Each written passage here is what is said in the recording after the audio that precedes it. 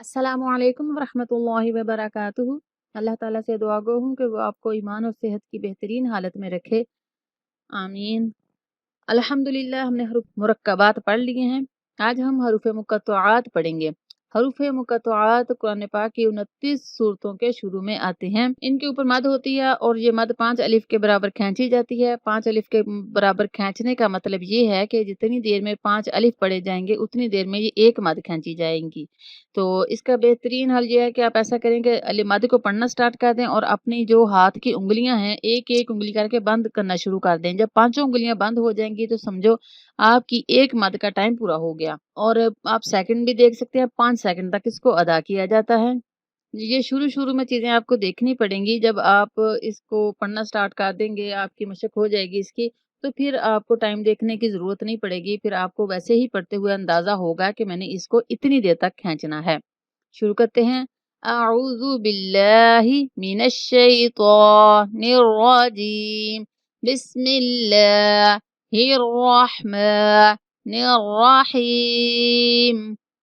अलिफ लाम meme. Meme के ऊपर शद है तो शद को अदा करते हुए हम होंठ अपने दबा बंद करके रखेंगे जिससे शद अदा होगी। अलिफ लाम मीम। अलिफ लाम मीम स्वाद। अलिफ लाम मीम स्वाद। अलिफ लाम रा।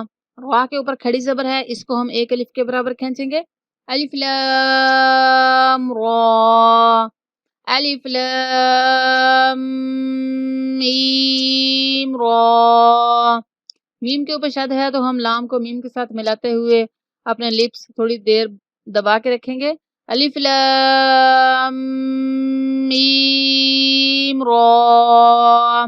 काफ हा या ऐन स्वाद।